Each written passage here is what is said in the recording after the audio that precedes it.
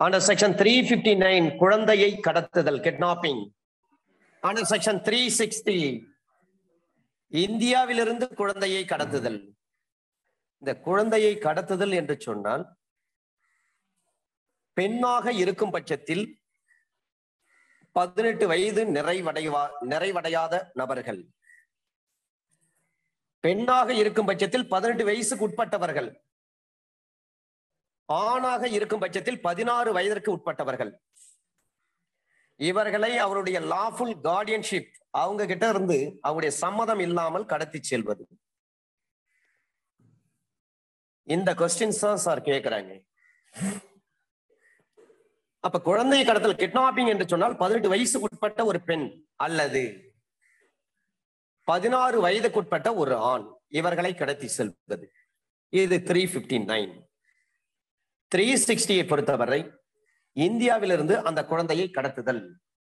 Under section 361, kidnapping from lawful guardianship, சட்டப்பூர்வமான பாதுகாப்பிலிருந்து குழந்தையை கடத்தி செல்லுதல். இதுல ஒரு எக்ஸம்ஷன், ஒரு எக்ஸ்பிளனேஷன் கொடுத்திருக்கிறாங்க. எக்ஸ்பிளனேஷன்ல லாஃபுல் கார்டியன்ஷிப்னா ஒரு சட்டப்பூர்வமான காப்பாளர் என்று சொன்னால் ஒரு மைனரை கவனித்துக் கொள்ளும் அல்லது பாதுகாப்பில் வைத்துக் கொள்ளும் ஒரு பொறுப்பு சட்டப்பூர்வமாக ஒப்படைக்கப்பட்ட ஒருவரை குறிக்கும். இதுல எக்ஸப்ஷன், முறை தவறி பிறந்த ஒரு குழந்தைக்கு தாமே தந்தை என்று ஒரு நல்லெண்ணத்துடன் இருக்க வேண்டும். அத்தகைய குழந்தையின் சட்டப்பூர்வமான பாதுகாப்பு தமக்கு உரியது என்பது நல்லெண்ணத்துடன் இருக்க வேண்டும். அது போன்ற ஒரு செய்கை ஒரு ஒழுக்கமற்ற அல்லது சட்டவிரோதமான நோக்கத்திற்காக செய்யப்பட்டிருக்க கூடாது. வேற ஒரு குழந்தைக்கு, ஒரு இல்லெஜிட்டிமேட் சைல்டா இருப்பாங்க, நான் அப்பாவா இருக்கிறேன்னு சொல்லிட்டு வருவாரு. வந்தவர் அந்த குழந்தையை பராமரிக்காம அந்த குழந்தையை சட்டத்துக்கு விரோதமான செயல்களில் செயல்படுத்துவதற்காக, ஒரு ஒழுக்கமற்ற செயல்களில் செயல்படுத்துவதற்காக, ஒரு சட்ட விரோதமான நோக்கத்திற்காக அவர் அப்பான்னு வந்து நடிச்சுட்டு அந்த குழந்தையை எடுத்துட்டு போறாருன்னா அது தப்பு. அண்டர் செக்ஷன் 363, குழந்தையை கடத்துவதற்கு தண்டனை 7 ஆண்டுகள் வரை தண்டனை பிளஸ் ஃபைன்.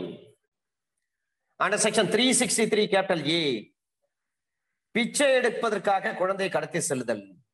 அப்ப பிச்சை எடுப்பதற்காக ஒரு குழந்தையை கடத்தி செல்லுகின்ற பொழுது 10 ஆண்டுகள் வரை சிறை தண்டனை பிளஸ் ஃபைன். அண்டர் செக்ஷன் 364, கொலை செய்வதற்காக ஒரு குழந்தை அல்லது சிறுவரை கடத்தி செல்லுதல், kidnapping or abducting in order to murder 364. நரபலி கொடுப்பது கூட இதுலதான் சார் வரும். குழந்தையே ஒரு வீட்டுல இருக்கிற தலைச்சம்பிள்ளைன்னு சொல்லுவாங்க, முதல்ல பிறந்த ஆண் குழந்தை.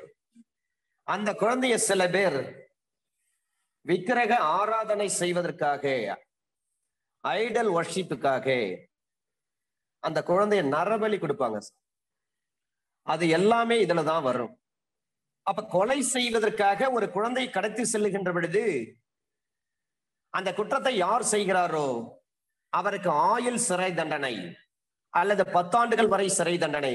இந்த 10 வருஷம் என்பது கடுங்காவல் சிறை தண்டனை பிளஸ் ஃபைன். ஏன்னு சொன்னால் ஒரு குழந்தையை கொலை பண்றதுக்காகவே கடத்திட்டு போவார், ஒரு குழந்தையை நரபலி கொடுப்பதற்காகவே கடத்திட்டு போறாங்க.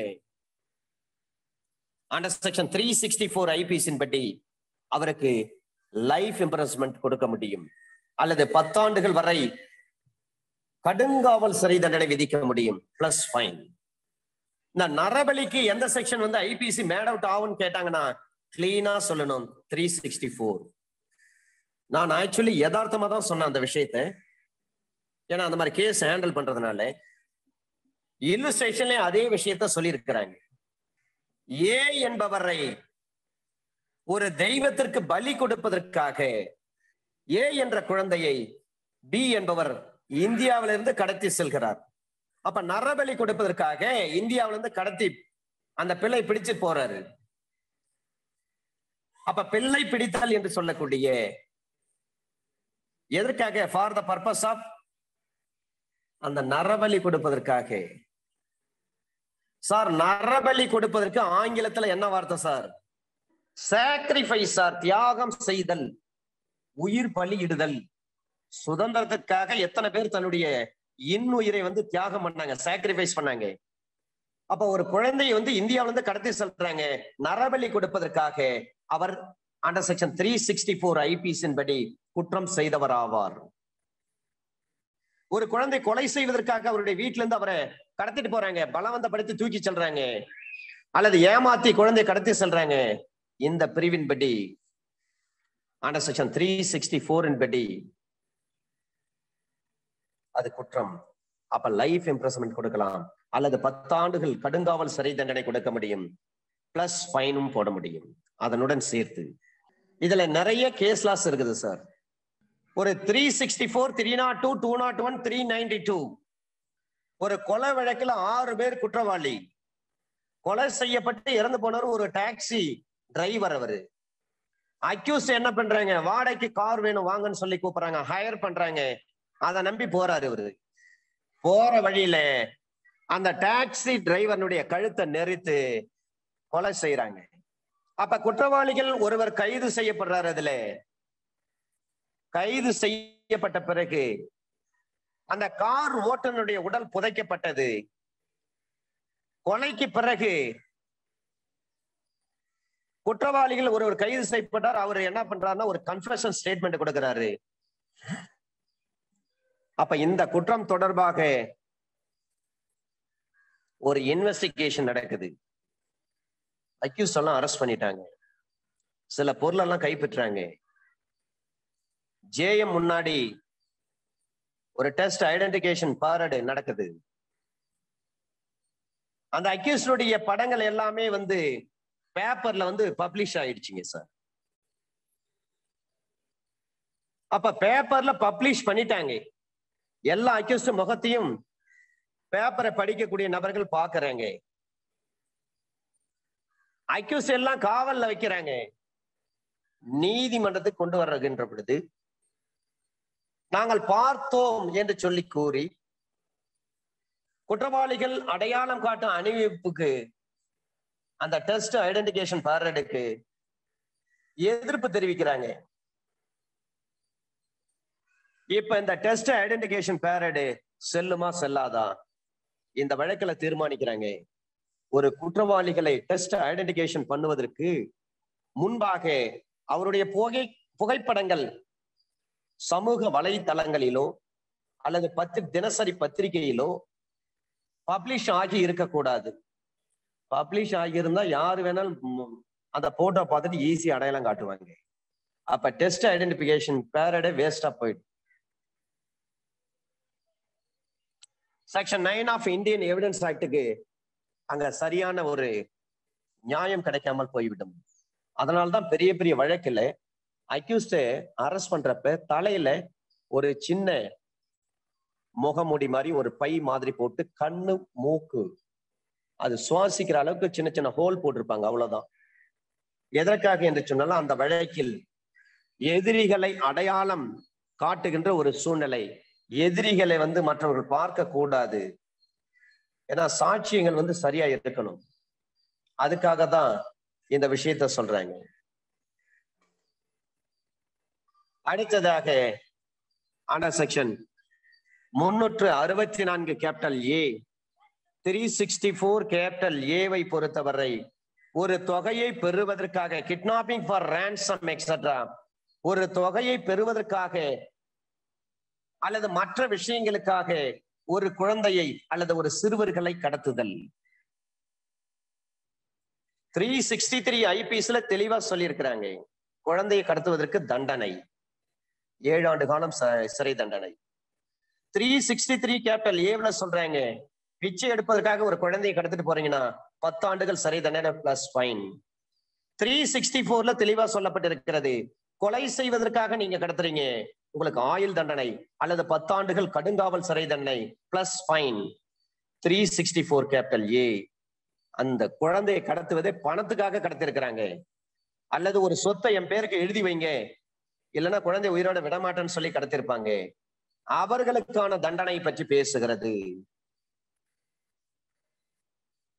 ஒரு குழந்தை அல்லது சிறுவர்களை கடத்தலுக்கு பிறகு அவர்களை வைத்திருக்கிற நபர் அரசாங்கத்தை அல்லது வேறு எவரையும் எதையும் செய்யாமல் அல்லது செய்வதை தவிர்க்க அல்லது தொகை எதையும் பெற கட்டாயப்படுத்தும் வகையில் அவ்வாறு பிடித்து செல்லப்பட்ட அல்லது கடத்தி செல்லப்பட்ட குழந்தை சிறுவனுக்கு மரணத்தை அல்லது காயத்தை ஏற்படுத்த போவதாக மிரட்டி இருக்கின்ற பொழுது அவருக்கு மரண தண்டனை அல்லது ஆயுள் தண்டனை விதித்து பிளஸ் ஃபைனையும் போடுவாங்க, தண்டிக்கப்படுவார். குழந்தைக்கு காயம் ஏற்படுத்தப்பட்டிருக்க வேண்டும் அல்லது குழந்தைக்கு மரணத்தை ஏற்படுத்தியிருக்க வேண்டும். குழந்தையை கடத்திட்டு போய் கொண்டுட்டாங்கன்னா அவங்களுக்கு டெத் சென்டென்ஸ் தான். குழந்தையை கடத்திட்டு போயிட்டு குழந்தை உடம்புல காயங்கள் ஏற்படுத்திருக்கிறாங்கன்னா அவங்களுக்கு ஆயுள் தண்டனை தான் கொடுக்க முடியும். ஒரு 2.5 வயசு குழந்தையை கடத்தி போயிட்டு பணம் கேட்கிறாங்க, அந்த குழந்தையினுடைய உடம்புல காயங்கள் காணப்படுகிறது, அக்யூஸ்டுக்கு தண்டனை கொடுத்தது சரிதான் அப்படின்னு சொல்லி சுப்ரீம் கோர்ட் சொல்லிட்டாங்க இந்த வழக்குல. அப்ப கோர்வையா இருக்கு பாருங்க சார் இந்த செக்ஷன் 363 பனிஷ்மெண்ட் ஃபார் கிட்னாப்பிங் 7 வருஷம் சிறை தண்டனை பிளஸ் ஃபைன். 363 கேபிட்டல் ஏ பிச்சை எடுப்பதற்காக குழந்தையை கடத்துறீங்க, kidnapping or maiming a minor for the purpose of begging 10 ஆண்டுகள் சிறை தண்டனை பிளஸ் ஃபைன். முதல்ல கடத்துறாங்க, 2வது பிச்சை எடுக்கிறதுக்காக குழந்தையை கடத்துறாங்க, 3வது கொலை செய்யறதுக்காக கடத்துறாங்க, அவங்களுக்கு லைஃப் இம்ப்ரெசன்மெண்ட் ஆர் 10 ஆண்டுகள் கடுங்காவல் சிறை தண்டனை ரிகரஸ் இம்ப்ரெசன்மெண்ட் பிளஸ் ஃபைன். 4வது பணத்துக்காக குழந்தையை கடத்துறாங்க 364 கேபிட்டல் ஏ. அந்த குழந்தைக்கு மரணத்தை ஏற்படுத்திருந்தாங்கன்னா டெத் சென்டென்ஸ், குழந்தைக்கு காயத்தை ஏற்படுத்திருக்கிறாங்கன்னா ஆயுள் தண்டனை கொடுப்பாங்க. ஆனா செக்ஷன் 365 குழந்தைய ரகசியமான சட்டவிரோதமான வகையில ஒரு இடத்துல போட்டு ஒரு ரூம்ல போட்டு வச்சிருப்பாங்க. ஒரு சட்டவிரோதமான வகையில் அடைத்து வைக்கும் எண்ணத்தில் பிடித்து செல்லுதல் அல்லது கடத்தி செல்லுதல் kidnapping or abducting with intent secretly and wrongfully to confine person. அப்ப குழந்தைகளை அல்லது சிறுவர்களை ரகசியமாக சட்டவிரோதமான வகையில் அடைத்து வைக்கும் எண்ணத்தில் அவரை பிடித்து செல்லுகின்ற அல்லது கடத்தி செல்லுகின்ற யாராக இருந்தாலும் சரி அவர்களுக்கு 7 ஆண்டுகள் வரை சிறை தண்டனை பிளஸ் ஃபைன். கணவர் என்ன பண்றாரு, மனைவி கிட்ட இருந்து தன்னுடைய பிள்ளைகளை வலு கட்டாயப்படுத்தி அவருடைய மனைவி ஆட்டோ ரிக்ஷாவில ஏற்றிட்டு போறாரு. அந்த அம்மாவுடைய பெற்றோர் வீட்டிற்கு கொண்டு போய் விட்டுட்டு வந்துட்டார். இதனால கேஸ் போடுறாங்க, வலு கட்டாயப்படுத்தி அவங்க விருப்பத்திற்கு மாறாக என் மகளை கடத்தி சென்று எங்க வீட்டுல கொண்டு வந்து விட்டுட்டாரு அப்படின்னு சொல்லி கேஸ். கணவன் மனைவிக்குள்ள கருத்து வேறுபாடு. கணவர் என்ன பண்றாரு, மனைவியை போர்ஸ் பண்ணி ஆட்டோவில் ஏத்தி கொண்டு போயிட்டு அவங்க வீட்டுல விட்டுட்டு வந்துட்டார். கணவர் மாமனார் வீட்டுல தான் மனைவியை கொண்டு போய் விட்டுட்டு வந்துட்டார். உடனே கேஸ் போடுறாங்க. இந்த கேஸ் செல்லுமா என்று சொன்னால் இதுல மென்சரியா எல்லாம் எதுவுமே கிடையாது. மனைவியை கடத்தின்னு போயிட்டு அவங்க அம்மா வீட்டுல விட்டுட்டு வர்றதுக்கு மென்சரியா ஏதாவது தேவைங்களா? நார்மலா குடும்பத்துல தகராறு நடக்கும், அதனால இதெல்லாம் இயல்பான ஒரு விஷயம். எனவே கணவருக்கு எதிராக தொடுக்கப்பட்ட வழக்கு செல்லாதுன்னு சொல்லிட்டாங்க உச்ச நீதிமன்றம். 1994 SEC criminal page number 1218. 1994 SEC criminal page number 1218. கணவர் தனது பலாத்காரத்தை பயன்படுத்தி தனது மனைவியை ஆட்டோ ரிக்ஷாவில் ஏற்றி அவளது தந்தையின் வீட்டிற்கு கொண்டு சென்று விட்டார். இந்த கடத்தலில் குற்றமனம். அதனால் எதிரிக்கு எதிராக குற்றம் சாட்டியது சரியல்ல. இந்த 364A இருக்கு பாருங்க சார், கிட்னாப்பிங் ஃபார் ransom. அதற்கு ஒரு கேஸ் லாஸ், பெஸ்டான கேஸ் லாஸ், அதை நோட் பண்ணிக்கங்க. இதுக்கு இந்த 364A என்பதற்கு ஒரு கான்ஸ்டிடியூஷனல் வேலிடிட்டி இருக்கிறதா, இது அரசியலமைப்பு சட்ட தன்மை வாய்ந்ததா என்று சொல்லி டிஸ்கஸ் பண்றாங்க இந்த வழக்குல. Constitutional validity of section 364 capital A upheld. Vikram Singh versus Union of India 2015 volume 9 SCC page number 502. Vikram Singh versus Union of India 2015 volume 9 SEC page number 502. இந்த வழக்குல 364 கேபிட்டல் A ஆஃப் IPCக்கு அரசியலமைப்பு தன்மை இருக்கிறது, சட்ட வலிமை இருக்கிறதுன்னு சொன்ன வழக்கு. Vikram Singh versus Union of India 2015 volume 9 SEC page number 502. Section 366. இந்த 363 இருந்து மிக முக்கியமானது 363 குழந்தையை கடத்தினா 7 வருஷம் தண்டனை பிளஸ் ஃபைன். குழந்தைய பிச்சை எடுப்பதற்காக கடத்திட்டு போறீங்கன்னா 10 ஆண்டுகள் பிளஸ் ஃபைன். 363 capital A. குழந்தையை கொலை செய்யறதுக்காக நரபலி கொடுப்பதற்காக கடத்திட்டு போறீங்க, உங்களுக்கு ஆயுள் தண்டனை அல்லது 10 ஆண்டுகள் ரிகரஸ் இம்ப்ரெஸ்மென்ட் பிளஸ் ஃபைன். குழந்தைய பணத்துக்காக கடத்திட்டு போறீங்க, குழந்தைக்கு உயிர் சேதம் ஏற்பட்டால் மரண தண்டனை அல்லது உடலில் காயம் ஏற்பட்டால் ஆயுள் தண்டனை பிளஸ் ஃபைன். குழந்தைய ரகசியமா ஒரு ரூம்ல போட்டு அடைச்சு வைக்கணுன்றதுக்காக நீங்க கடத்திட்டு போறீங்க, 7 ஆண்டுகள் சிறை தண்டனை 365 ஐபிசியின் படி. அண்டர் செக்ஷன் 366 இதுல நிறைய கேஸ் ஃபைல் ஆகும் sir.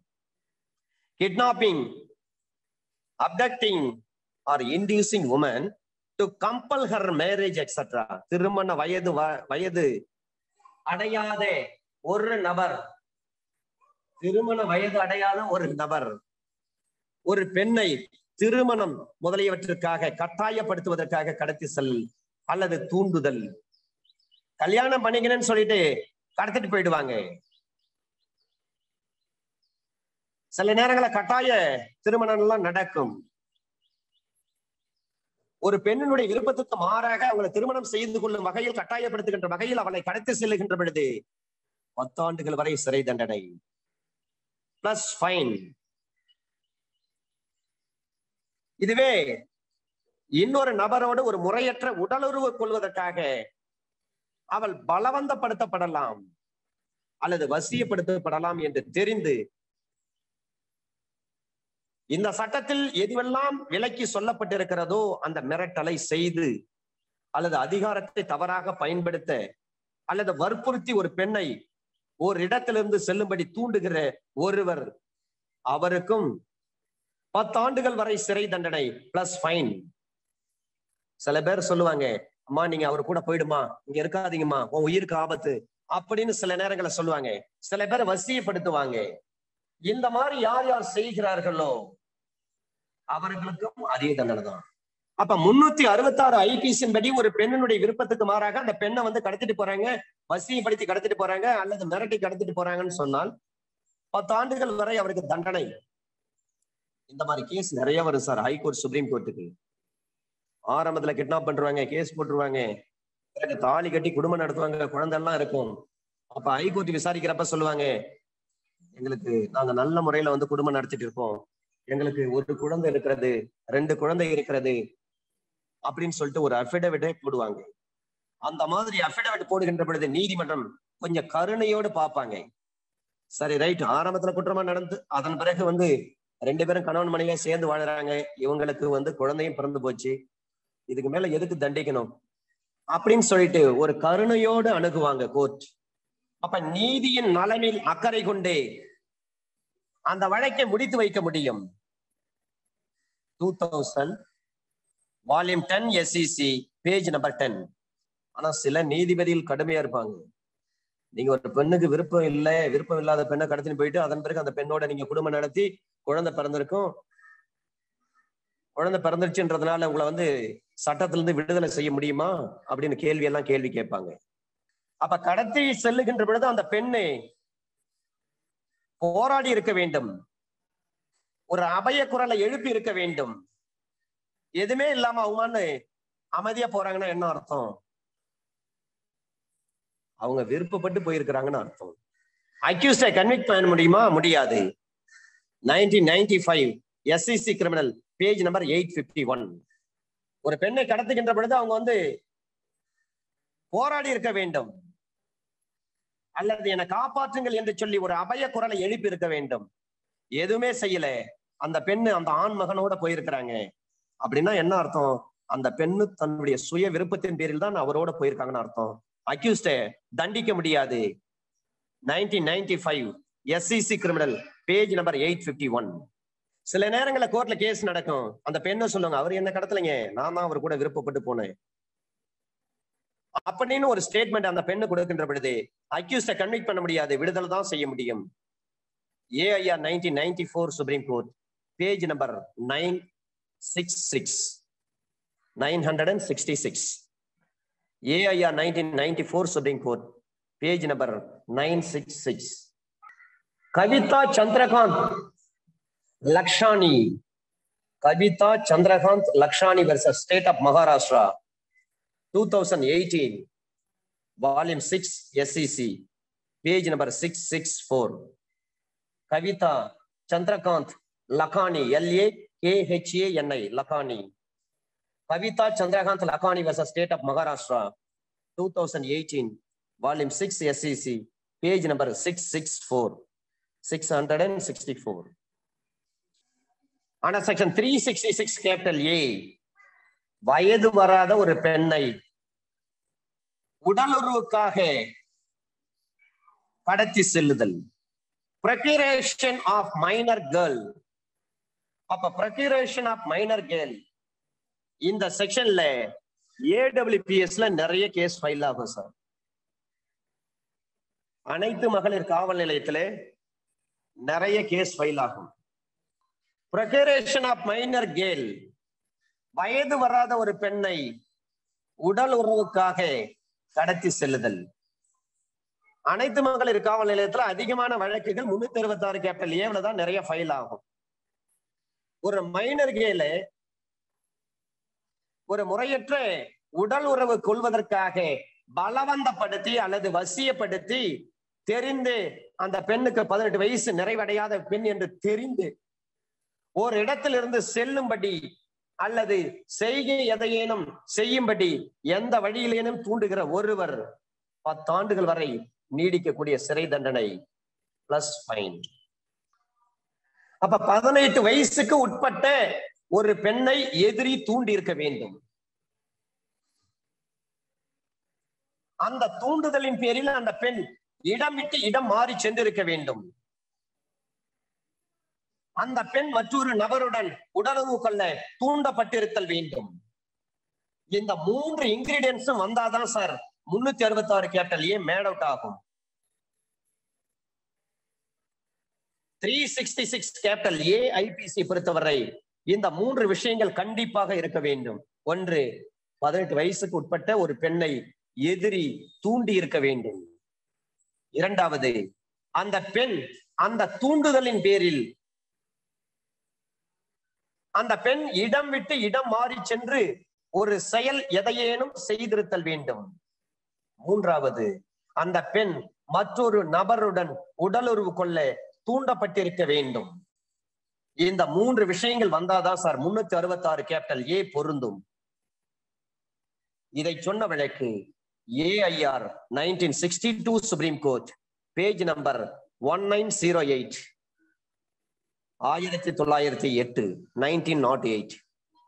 AIR 1962 Supreme court, page number 1908. 366 capital B, அயல் நாட்டிலிருந்து ஒரு பெண்ணை இறக்குமதி செய்தல், importation of girl from foreign country. இந்த செக்ஷன்ல சொல்லப்பட்ட ஒரு விஷயம் தற்பொழுது மேட் அவுட் ஆகாது சார். 366 கேபிட்டல் பில சொல்லப்பட்டிருக்கக்கூடிய ஒரு விஷயம் தற்பொழுது மேட் அவுட் ஆகாது. இன்னொருவருடன் அப்ப இன்னொருவருடன் முறையற்ற உடலுறவு கொள்வதற்கு பலவந்தப்படுத்தப்படலாம் அல்லது வசியப்படுத்தப்படலாம் என்று தெரிந்தே இந்தியாவிற்கு வெளியில் உள்ள நாடு ஒன்றிலிருந்து அல்லது இங்கதான் இப்போ மேட் அவுட் ஆகாது. ஜம்மு காஷ்மீர் மாநிலத்திலிருந்து 21 வயதுக்குட்பட்ட ஒரு பெண்ணை இந்தியாவுக்குள் இறக்குமதி செய்யும் ஒருவர் 10 ஆண்டுகள் வரை சிறை தண்டனைக்கு ஆளாக்க வேண்டும், பிளஸ் ஃபைன் போடணும். இப்ப ஜம்மு காஷ்மீர் இந்தியாவுடைய ஒரு அங்கம் தான். இப்பொழுது 366 கேபிட்டல் பில சொல்லப்பட்டிருக்கக்கூடிய ஜம்மு காஷ்மீர் மாநிலத்திலிருந்து 21 வயசுக்குட்பட்ட ஒரு பெண்ணை இந்தியாவுக்கு கொண்டு வந்தாங்கன்னா அவங்களுக்கு 10 ஆண்டுகள் சிறை தண்டனை பிளஸ் ஃபைன் போட முடியுமா? முடியாது. ஏன்னா ஜம்மு காஷ்மீர் என்பது இந்தியாவுடைய ஒரு அங்கம். அந்த மாநிலத்தை மத்திய அரசாங்கம் இரண்டாக உடைத்து விட்டது. ஒன்று 2 யூனியன் பிரதேசமாக உடைச்சிட்டாங்க. ஒன்று ஜம்மு அண்ட் காஷ்மீர் யூனியன் பிரதேசம், மற்றொன்று லடாக் யூனியன் பிரதேசம். 366B சொல்றாங்க, வெளிநாட்டுல இருந்து ஒரு பெண்ணை இறக்குமதி பண்றாங்க, 10 ஆண்டுகள் சிறை தண்டனை பிளஸ் ஃபைன். ரெண்டாவது விஷயம் தான், ஜம்மு காஷ்மீர்ல ஒரு பெண்ணை, ஜம்மு காஷ்மீர்ல இருந்து 21 வயதுக்குட்பட்ட ஒரு பெண்ணை இறக்குமதி பண்றாங்க, அது குற்றம்னு சொல்லியிருக்காங்க. ஆனா இப்ப அந்த ஜம்மு காஷ்மீர் என்பது இந்தியாவுடைய மாநிலம் தான், இந்தியாவுடைய யூனியன் பிரதேசம் தான். ஆனா செக்ஷன் 367 கொடுங்காயம், அடிமை நிலை முதலியவற்றுக்கு ஒருவரை உட்படுத்தும் பொருட்டு கடத்தி செல்லுதல், kidnapping or abducting in order to subject a person to grievous act or slavery etc. சில பேர் அடிமை கொத்தடிமைக்காக கடத்தி செல்வாங்க, சில பேருக்கு கொடுங்காயத்தை ஏற்படுத்த வேண்டும் என்று நோக்கத்தில் கடத்தி செல்வாங்க. ஒருவர் கொடுங்காயத்திற்கோ அல்லது அடிமை நிலைக்கோ அல்லது இன்னொருவனுடைய இயற்கைக்கு மாறான காமத்துக்காகவோ உள்ளாக்கப்படுதல் என்று தெரிந்தே கடத்தி செல்லும் ஒருவர் 10 ஆண்டுகள் வரை சிறை தண்டனை பிளஸ் ஃபைன். 367ல 377ஐயும் சொல்லியிருக்கிறாங்க. 367ல ஒரு வார்த்தை 377 வருகிறது. இயற்கைக்கு மாறான காமத்துக்கோ. 377ல என்ன விஷயம் சொல்லப்பட்டிருக்கிறது? இயற்கைக்கு மாறான குற்றங்கள், அன்நேச்சுரல் அஃபென்சஸ் சொல்றாங்க. 10 ஆண்டுகள் ஆயுள் சிறை தண்டனையோ அல்லது 10 ஆண்டுகள் சிறை தண்டனையோ விதித்து தண்டிக்கப்பட வேண்டும் பிளஸ் ஃபைன் சொல்றாங்க. 377ல அதே வார்த்தையை 367 பயன்படுத்திருக்காங்க. ஒரு பெண்ணுக்கு கொடுங்காயத்தை ஏற்படுத்த வேண்டும் என்பதற்காக கடத்தி செல்லலாம், அல்லது இந்த பெண்ணை கொண்டு போயிட்டு நம்ம பண்ணையில பங்களாவில வச்சுக்கலாம், அடிமையா கடைசி வரலையும் வெளியே போக முடியாம அடிமையா நம்ம பயன்படுத்தலாம், அதற்கும் வைத்திருக்கலாம். சில பேரை கடத்திட்டு போயிட்டு வெளியிலே விட மாட்டாங்க, தொடர்ந்து அந்த பெண்ணோடு பாலியல் பலாத்காரத்துல ஈடுபடுவாங்க, அல்லது இன்னொருவரின் இயற்கைக்கு மாறான காமத்துக்கோ உள்ளாக்கப்படுவார். அப்ப 367ல சொல்லப்பட்ட இந்த 3வது வார்த்தை இதே ஐபிசில 377க்கு தனியாக ஒரு சட்டப்பிரிவே கொடுக்கப்பட்டிருக்கிறது. இப்பொழுது நவ்தேஜ் சிங் அந்த வழக்குல வெர்சஸ் நேஷ் ஃபவுண்டேஷன், அந்த வழக்குல 377 டிக்ளேர் பண்ணியிருக்கிறாங்க. 366 கொடுங்காயம், அடிமை நிலை முதலியவற்றுக்கு ஒருவரை உட்படுத்தும் பொருட்டு கடத்தி செல்லுதல், அவருக்கு 10 ஆண்டுகள் வரை சிறை தண்டனை பிளஸ் ஃபைன். ஆனா section 368 wrongfully concealing or keeping in confinement kidnapped or abducted person, கடத்தி செல்லப்பட்டவரை சட்டவிரோதமாக மறைத்து வைத்தல் அல்லது அடைத்து வைத்தல். முதல்ல கடத்துறதே குற்றம், ரெண்டாவது அவங்களை சட்டவிரோதமா அடைச்சு வச்சிருப்பாங்க அல்லது மறைச்சு வச்சிருப்பாங்க. அவ்வாறு செய்கிற நபர் கடத்தி செல்லப்பட்டிருக்கிறார் என்று தெரிந்தும், அப்ப சட்டவிரோதமாக மறைத்து வைக்கிற அல்லது அடைத்து வைக்கிற ஒருவர் தண்டிக்கப்பட வேண்டும். தன்னுடைய இனத்தை தவிர வேற யாராவது திருமணம் செய்து கொள்ள கூடாதுன்னு சொல்றாங்க. இந்த பெண்ணு லவ் பண்ணிருப்பாங்க, அப்ப தனது இனம் அல்லாத வேறொரு இனத்தை சேர்ந்தவரை திருமணம் செய்து கொண்டார். அதனால மனுதாரரினுடைய சகோதரர் ஒரு குற்றவியல் வழக்கு ஒண்ணு போடுறார். இந்த ஜோடிகளை எந்தவித இடையூறும் இல்லாமல் பாதுகாக்க வேண்டும் என்று காவல்துறைக்கு நீதிமன்றம் உத்தரவிடும். மதம் விட்டு மதம் திருமணம் செஞ்சிருவாங்க, ஜாதி விட்டு ஜாதி திருமணம் செய்திருவாங்க. அப்ப இவர் என்ன செய்வாரு? நம்ம இனத்தில் தான் நீங்க கல்யாணம் பண்ணிருக்கணும், வேற ஒரு இனத்தை சேர்ந்த நபரை நீங்க திருமணம் பண்ணிட்டீங்க, எனவே உங்களை சும்மா விட முடியாதுன்னு சொல்றாரு. நீங்க கடத்தின போய் கட்டாயப்படுத்தி வச்சிருக்கீங்கன்னு சொல்றாரு. சட்டவிரோதமா பிடிச்சிட்டு போயிட்டு வச்சிருக்கீங்க, மறைச்சு வச்சிருக்கீங்கன்னு சொல்றாரு. 368 ஐபிஎஸ்ல கேஸ் போடுங்கன்னு சொல்லி கேட்கிறாரு. இந்த வழக்கை விசாரணை செய்த நீதிமன்றம் தனது இனமல்லாத வேறொரு இனத்தை சேர்ந்தவரை திருமணம் செய்து கொண்டார், அதனால் மனுதாரனுடைய சகோதரர் ஒரு குற்றவியல் வழக்கு தொடுத்தார். இந்த ஜோடிகளை எந்தவித இடையூறும் இல்லாமல் பாதுகாக்க வேண்டும் என்று சொல்லி போலீஸ் ப்ரொடெக்ஷன் ஃபோர்ஸா கொடுத்தாங்க. 2006 volume 2 MLJ criminal page number 648. நம்ம ஹைகோர்ட்ல இந்த மாதிரி ப்ரொடெக்ஷன் ஆர்டர் வாங்க முடியும் சார். ஒரு திருமண ஜோடி மதம் விட்டு மதம் அல்லது இனம் விட்டு இனம் அல்லது ஒரு வசதியான பெண்ணு ஒரு குடிசையில் இருக்கிற ஒரு பையன் காதலித்து திருமணம் செய்து கொண்டிருப்பாரு, ரெஜிஸ்டர் மேரேஜ் பண்ணிருப்பாரு. இப்ப வசதியானவர் என்ன பண்ணுவாங்க, ஆன்டி சோசியல் எலிமெண்ட்ஸை விட்டு தேடுவாங்க, கிடைச்சா 2 பேரும் அங்கேயே வெட்டி கொன்னுடுங்கன்னு சொல்லுவாங்க. உயிருக்கு ஆபத்து அது போன்ற அச்சுறுத்தல் சூழ்நிலை இருக்கின்ற பொழுது அந்த ஜோடி நேரா என்ன பண்ணலாம், உயர் நீதிமன்றத்துல ஒரு ரிட்ட போட்டு எங்களுக்கு ப்ரொடெக்ஷன் ஃபோர்ஸ் கொடுங்க, போலீஸ் ப்ரொடெக்ஷன் ஃபோர்ஸ் கொடுங்கன்னு சொல்லிட்டு ஒரு ஆர்டரை வாங்க முடியும் சார். அந்த மாதிரி எத்தனையோ ஜோடிகளுக்கு ஆர்டர் வாங்கியிருக்கோம். நாங்க மதம் விட்டு மதம் இனம் விட்டு இனம் நாங்க காதலித்து திருமணம் செய்து கொண்டோம், எங்க 2 தரப்பிலும் எங்கள் உயிருக்கு அச்சுறுத்தல் இருக்கிறது, எங்களை பார்த்தா வெட்டி கொன்னுடுவாங்க, எனவே எங்களுக்கு போலீஸ் ப்ரொடெக்ஷன் ஃபோர்ஸ் கொடுங்கன்னு சொல்லிட்டு ஹைகோர்ட்ல நாம ஒரு ரிட் போட்டு போலீஸ் ப்ரொடெக்ஷன் ஃபோர்ஸ் ஒரு 6 மாசமோ 3 மாசமோ நம்ம வீட்டிலேயே போலீஸ் பந்தோபஸ்தோட அந்த புதிதாக திருமணம் செய்யப்பட்ட அந்த காதல் ஜோடிகளுக்கு ப்ரொடெக்ஷன் ஃபோர்ஸ் வாங்கி தர முடியும். 2006 volume 2 MLJ criminal page number 648. அப்ப போலீஸ் 6 மாசம் அல்லது 3 மாசம் வரலையும் அந்த ஜோடி எங்கே குடும்பம் நடத்துறாங்களோ அந்த வீட்லயே அவரும் என்ன பண்ணுவாரு, வெளியில பாதுகாப்புக்கு இருப்பார். இது உயர் நீதிமன்றம் இது போன்ற உத்தரவுகளை போடுவாங்க. எதற்காக, அந்த 2 ஜோடிகளும் 2 உயிர்களுக்கும் பாதுகாப்பை அளிக்க வேண்டியது சட்டத்தினுடைய கடமை. அதன் அடிப்படையில் உயர் நீதிமன்றம் இது போன்ற உத்தரவுகளை போடுவார்கள். 2006 volume 2 MLJ criminal page number 648.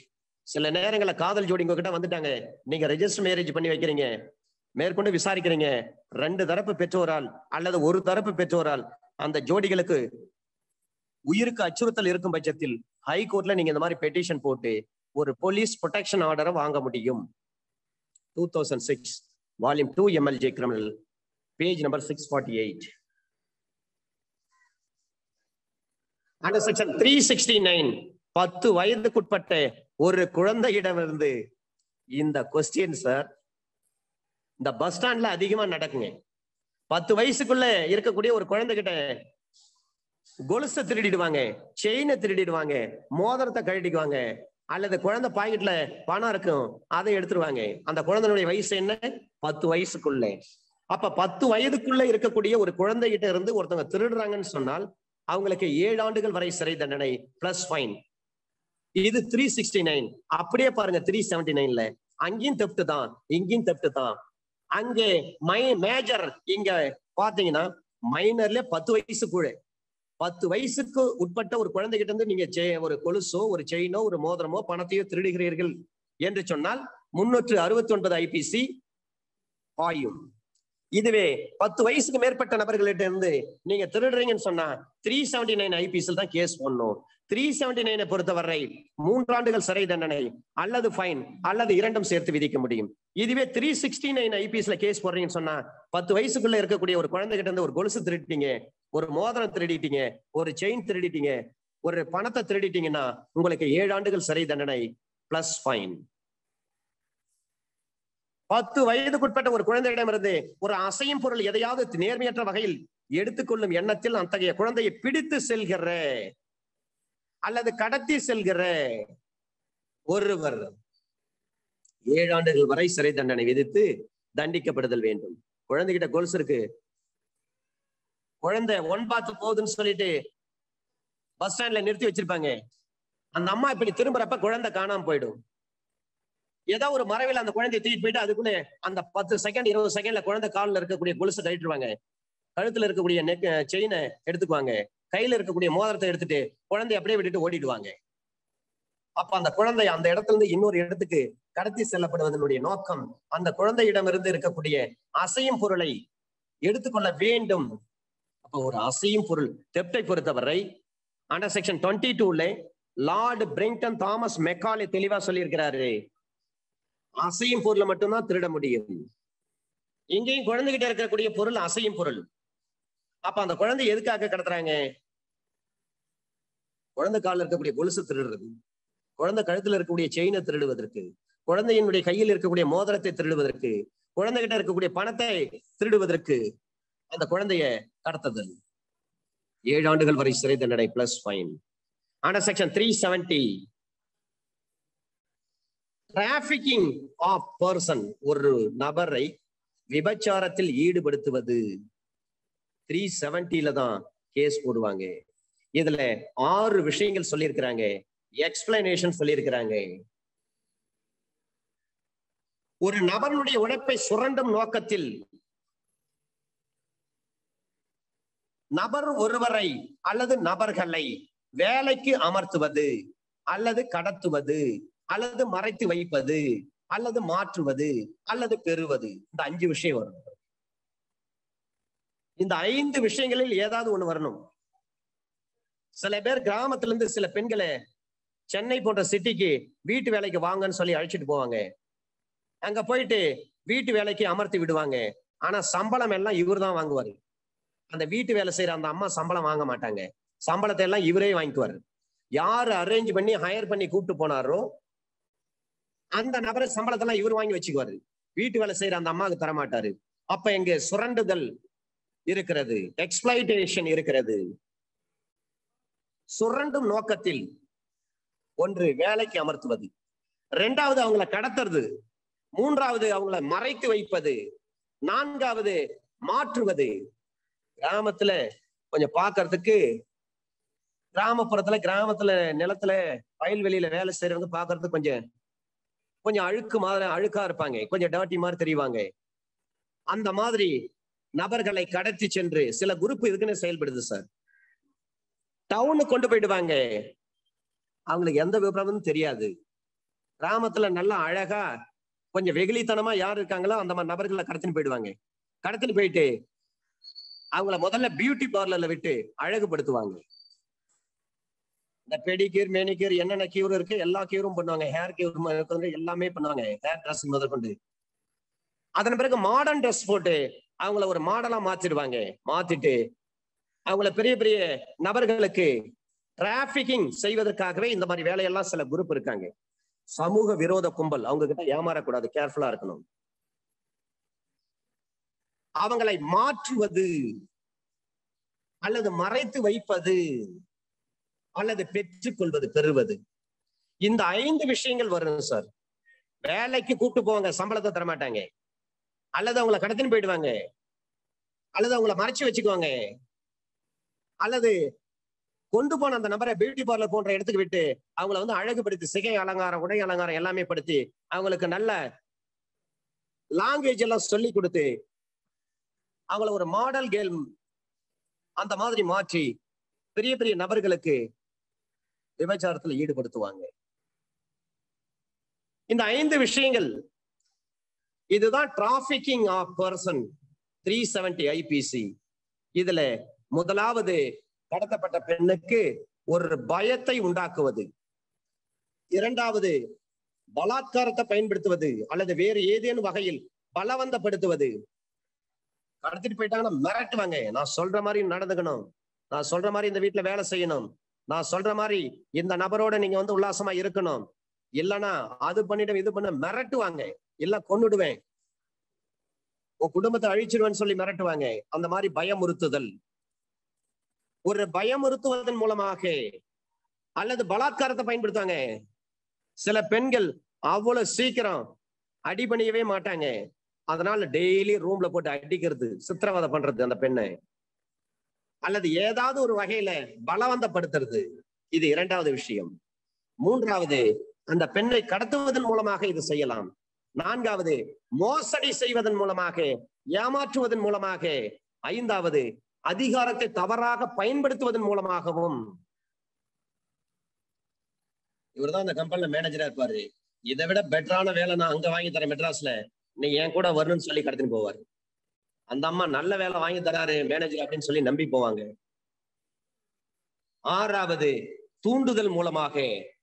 சில பேர் சொல்லுவாங்க, இங்கெல்லாம் இருக்காதுங்கம்மா, நீங்க அங்க போங்க, உங்களுக்கு நல்ல சம்பளம், பாதுகாப்பு எல்லாமே இருக்கு, குடும்பத்தை காப்பாத்தலாம் அப்படின்னு சொல்லி தூண்டி விடுவாங்க. இது போன்ற 6 விஷயங்களை செய்கின்ற நபர்கள், பயமுறுத்துதல், பலாத்காரத்தை பயன்படுத்துதல் அல்லது வேறு வகையில் பலவந்தப்படுத்துதல், மூன்றாவது கடத்துவதன் மூலமாக, 4வது மோசடி செய்வதன் மூலமாக, ஏமாற்றுவதன் மூலமாக, 5வது அதிகாரத்தை தவறாக பயன்படுத்துவதன் மூலமாக, 6வது தூண்டுதல் மூலமாக. இந்த 6 வகையில செயல்பட்டு ஒரு பெண்ணை கடத்திட்டு போறாரு. அது வீட்டு வேலைக்காக இருக்கலாம், அல்லது கடத்துவதற்காக இருக்கலாம், அல்லது மறைத்து வைப்பதற்காக இருக்கலாம், அல்லது மாற்றுவதற்காக இருக்கலாம், அல்லது பெறுவதற்காக இருக்கலாம். இந்த வேலையெல்லாம் யார் செய்யறாங்களோ அவர்கள் விபச்சார குற்றம் புரிந்தவர்கள். இதுல ஒரு விஷயம் சொல்றாங்க, இவ்வாறு கடத்தி செல்லுகின்ற அந்த நபர் அந்த பெண்ணினுடைய சம்மதத்தை பெறுவதையும் உள்ளடக்கும். கடத்தின்னு போயிட்டாரு, வேற வழி இல்ல, தனியா மாட்டிக்கினாங்க அந்த அம்மா, அவங்களால வெளியில வர முடியல அந்த கும்பல்கிட்ட இருந்து. ஏன்னா அது சமூக விரோத கூட்டம், சமூக விரோத கும்பல், ஆன்டி சோசியல் எலிமெண்ட்ஸ். அவங்க கிட்ட இருந்து தப்பிக்க முடியல, வேற வழி இல்லாம அவங்க சொல்றதெல்லாம் செஞ்சுதான் ஆகணும். அப்ப அந்த பெண்ணு கொடுக்கக்கூடிய சம்மதம் அது வேலிட் கன்சென்டா என்றால் கிடையாது. சம்மதம் வெளிப்படையாக இருக்கலாம், உட்கட்டையாக இருக்கலாம். நாம இந்தியன் கான்ட்ராக்ட் ஆக்ட்ல படிச்சிருக்கிறோம். அதே சமயத்துல ஒரு பயமுறுத்துவதன் மூலமாக ஒரு பெண் சம்மதிக்கிறாங்க, அது வேலிட் கன்சென்டா? அது வேலிட் கன்சென்டே கிடையாது. அப்ப பயமுறுத்துவது, பலாத்காரத்தை பயன்படுத்துவது அல்லது வேறு ஏதேனும் வகையில் பலவந்தப்படுத்துவது, 3வது கடத்துவது, மோசடி செய்வது, ஏமாற்றுவது, அதிகாரத்தை தவறாக பயன்படுத்துவது, தூண்டுவது. இந்த 6 விஷயங்கள் இங்க இருக்கணும் சார். இந்த 6 விஷயங்கள் மூலமாக ஒரு பெண்ணை கடத்திட்டு போறாங்க. எதுக்காக? வீட்டு வேலைக்கு அல்லது நிலத்துல வேலைக்கு அமர்த்துவது, அல்லது கடத்துவது, மறைத்து வைப்பது, மாற்றுவது அல்லது பெறுவது. பெறுவது என்று சொன்னால் கடத்தி வரப்பட்ட பெண்ணை பெற்றுக்கொள்வது. இவர் சில நேரங்களில் இவர் பணம் கொடுத்து அந்த பெண்ணை வாங்கிடுவார், விலைக்கு வாங்குவார். கடத்திட்டு வந்த கும்பலிடமிருந்து பணம் கொடுத்து கடத்தப்பட்ட பெண்ணை விலைக்கு வாங்கி செல்வார். இது எல்லாமே விபச்சாரத்தில் ஈடுபடுத்துவது ஆகும். இந்த செயல்களை புரிந்தவர்கள் விபச்சார குற்றம் புரிந்தவர்கள் ஆவார்கள். இதுல எக்ஸ்பிளனேஷன் 1ல சொல்றாங்க, சுரண்டுதல் என்பதில் ஒரு வேசி தொழில் அல்லது அதனை ஒத்த வடிவிலான ஒரு பாலியல் சுரண்டல் வேலைக்கு பலவந்தப்படுத்துதல் அல்லது சேவைகள் அல்லது அடிமை தொழில் அல்லது அடிமை தொழில் புரிதல், அடிமை வேலை செய்தல் அல்லது பலவந்தப்படுத்தி உறுப்புகளை அகற்றுவதும் உள்ளடங்கும். சில பெண்களை கடத்தின்னு போயிட்டு கிட்னி திருடுவாங்க பாருங்க, இதுவும் இதுல வரும். 370 ஐபிசில வரும். எக்ஸ்பிளனேஷன் 2ல சொல்றாங்க, ஒரு விபச்சார குற்றத்தை தீர்மானிப்பதில் பாதிக்கப்பட்டவரினுடைய ஒப்புதல் முக்கியமானது கிடையாது. பாதிக்கப்பட்டவங்க ஒப்புதல் கொடுத்தாங்க, அதனால்தான் இதை செஞ்சேன்னு சொல்லி ஒரு டிஃபென்ஸ் எடுக்க முடியாது. நீங்க அவங்களை கடத்திட்டு வந்து பயமுறுத்திருக்கீங்க, உங்க அதிகாரத்தை தப்பா பயன்படுத்திருக்கீங்க, வீட்டு வேலைக்குன்னு சொல்லி கடத்திட்டு வந்திருப்பீங்க. தனியா ஒரு ரூம்ல எந்த ஒரு நபர் இருந்தாலும் அவருக்கு ஆணாக இருந்தாலும் பெண்ணாக இருந்தாலும் பய உணர்வு தொற்றிக்கொள்ளும். இந்த நேரத்துல அவங்களை நீங்க விபச்சாரத்துல ஈடுபடுத்துறீங்க. அதுக்கு அந்த அம்மா சம்மதம் தெரிவிச்சாங்கன்னு சொல்லிட்டு நீங்க ஒரு டிஃபென்ஸ் எடுத்தீங்கன்னா அந்த டிஃபென்ஸ் செல்லாது. சப்செக்ஷன் 2ல சொல்றாங்க, இது போன்ற விபச்சாரம் குற்றம் புரிந்த யாராக இருந்தாலும் சரி 7 ஆண்டுகளுக்கு குறையாமல் ஆனால் 10 ஆண்டுகள் வரையிலான கடும் சிறை தண்டனை விதித்து தண்டிக்கப்படுவார், பிளஸ் ஃபைன். அப்ப டிராபிக்கிங் பர்சனை பற்றி whoever for the purpose of exploitation recruits, transports, harbors, transfers, receives a person or person by. 6 விஷயங்கள்: using threat, using force or any other form of coercion, abduction, practicing fraud, deception, abuse of power, இதெல்லாம் வரும் by inducement. Explanation 1ல exploitation shall include any act of physical exploitation or any form of sexual exploitation, slavery or practices similar to slavery, servitude or forced removal of organs. Explanation 2ல சொல்றாங்க, consent of the victim is immaterial in determination of offenses of trafficking. Subsection 2ல சொல்றாங்க, whoever commits the offense of trafficking shall be punished with a rigorous imprisonment for a term which shall not be less than 7 years but which may extend to 10 years and shall also be liable to fine. 370 subsection 1ல 6 விஷயங்கள் சொல்லி இருக்கிறாங்க. அந்த 6 விஷயங்கள் 2 விளக்கங்கள். இதன் அடிப்படையில் ஒரு விபச்சாரத்துக்காக ஒரு பெண்ணை கடத்தி வருகின்ற ஒரு நபருக்கு குறைந்தபட்சம் 7 ஆண்டுகள் சிறை தண்டனை, அதிகபட்சம் 10 ஆண்டுகள் வரை பிளஸ் ஃபைன் போட முடியும். அண்டர் செக்ஷன் 370 சப்செக்ஷன் 2 படி. சப்செக்ஷன் 3ல சொல்றாங்க, where the offense involves the trafficking of more than one person. ஒரு விபச்சார குற்றத்தில் ஒன்றுக்கு மேற்பட்ட நபர்கள் சம்பந்தப்பட்டிருக்கின்ற பொழுது 10 ஆண்டுகளுக்கு குறையாமல் ஆனால் ஆயுள் வரையில் கடும் சிறை தண்டனை விதித்து தண்டிக்கப்பட வேண்டும் பிளஸ் ஃபைன். இந்த விபச்சார குற்றத்துல ஒன்றுக்கு மேற்பட்ட நபர்கள் சம்பந்தப்பட்டிருக்காங்க. குறைஞ்சது 10 வருஷம், அதிகபட்சம் ஆயுள் தண்டனை வரை கொடுங்க. அந்த ஆயுள் தண்டனை என்பது ரிகரஸ் இம்ப்ரெஸ்மென்ட் பிளஸ் அவங்களுக்கு அபராதத்தையும் விதிக்க முடியும். சப்செக்ஷன் 3ல. சப்செக்ஷன் 4ல சொல்றாங்க, ஒரு விபச்சார குற்றம் ஒரு இளவர் சம்பந்தப்பட்டதாக இருக்கின்ற பொழுது ஒரு மைனரை கொண்டு போறாங்க. where the offense involves the trafficking of a minor, it shall be punishable with a rigorous imprisonment for a term which shall not be less than 10 years, but which may extend to imprisonment for life and also be liable to fine. ஒரு மேஜரா இருந்தா இந்த சூழ்நிலை, மேஜரா இருந்தா 7 வருஷம் குறையாமல் 10 ஆண்டுகள் வரை சிறை தண்டனை பிளஸ் ஃபைன். சப்செக்ஷன் 2ல சொல்றாங்க. அதே விபச்சார குற்றத்துல ஒன்றுக்கு மேற்பட்ட நபர்கள் சம்பந்தப்பட்டிருக்கின்ற பொழுது 10 வருஷத்துக்கு குறையாம ஆயுள் தண்டனை கொடுங்கன்னு சொல்றாங்க. அதுவும் கடுங்காவல் தண்டனை பிளஸ் ஃபைன் சொல்றாங்க.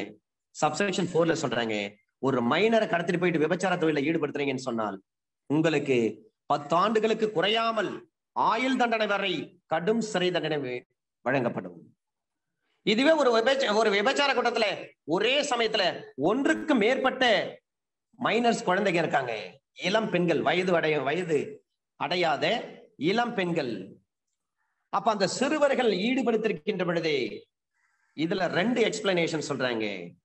சுரண்டுதல் என்பதில் வேசி தொழில் அல்லது அதனை ஒத்த வடிவிலான பாலியல் சுரண்டல் வேலைக்கு பலவந்தப்படுத்துதல் அல்லது சேவைகள், அடிமை தொழில் அல்லது அடிமை தொழில் புரிதல், அடிமை வேலை அல்லது பலவந்தப்படுத்தி உறுப்புகளை அகற்றுவது, இது எல்லாமே உள்ளடக்கும்.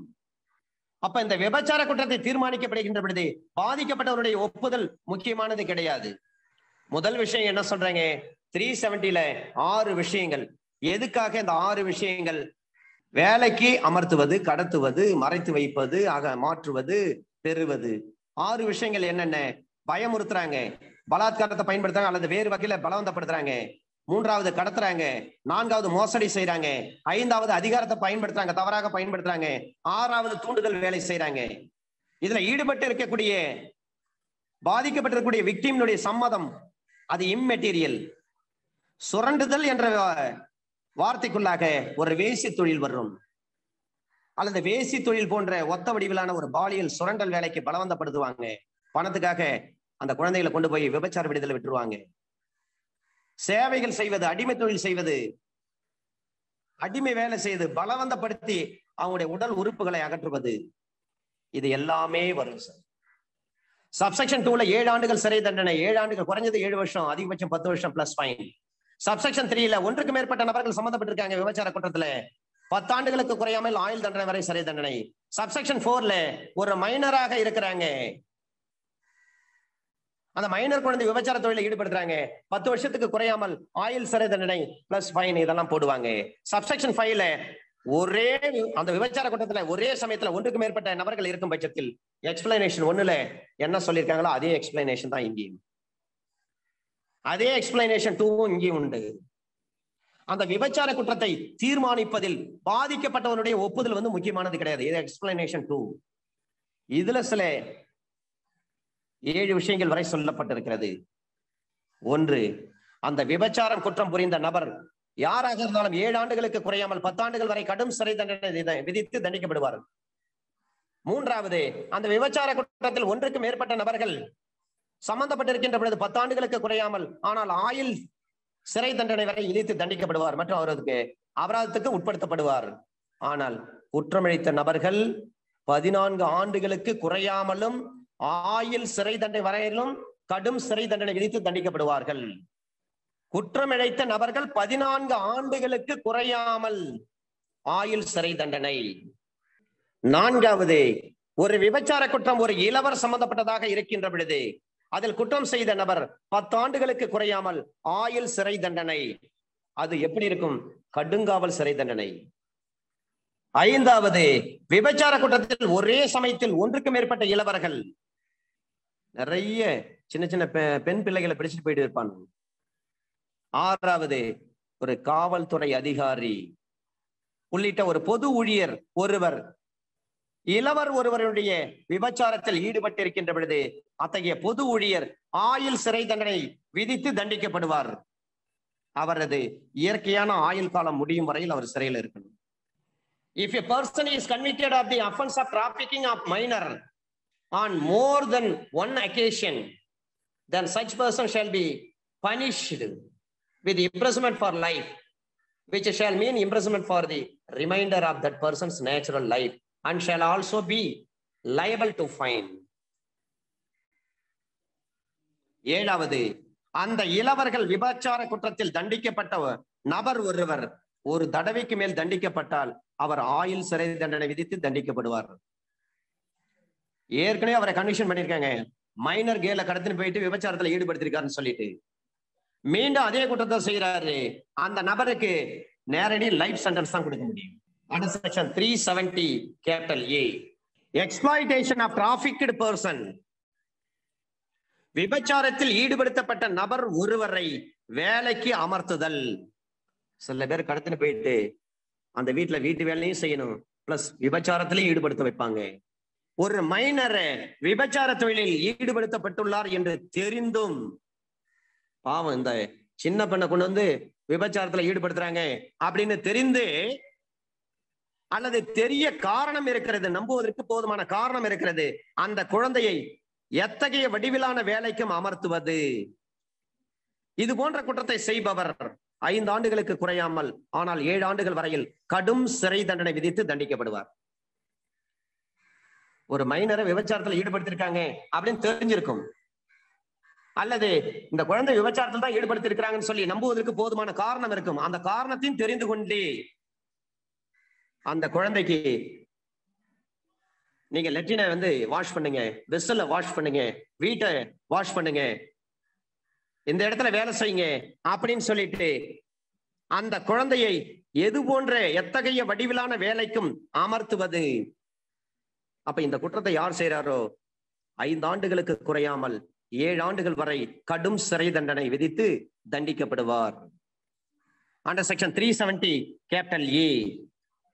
ஏன்னா exploitation of a trafficked person, விபச்சாரத்தில் ஈடுபடுத்தப்பட்ட நபர் ஒருவரை வேலைக்கு வச்சுக்கிறாங்க, வேலைக்கு வச்சு அங்கேயும் சுரண்டுதல் ஏற்படும். சப்செக்ஷன் 2ல வயது வந்த ஒருவர், இதுக்கு முன்னாடி மைனரை சொல்றாங்க, இப்ப மேஜர், விபச்சார தொழிலில் ஈடுபடுத்தப்பட்டுள்ளார் என்று தெரிந்து அல்லது அதற்கு தெரிய காரணம் இருந்தும் அத்தகைய வயது வந்தவரை வேலைக்கு அமர்த்துவது. இந்த குற்றத்தை செய்பவர் 3 ஆண்டுகளுக்கு குறையாமல் 5 ஆண்டுகள் வரை கடும் சிறை தண்டனை விதித்து தண்டிக்கப்படுவார், பிளஸ் ஃபைன். இது எல்லாமே 3/2/2013 வந்தது சார்.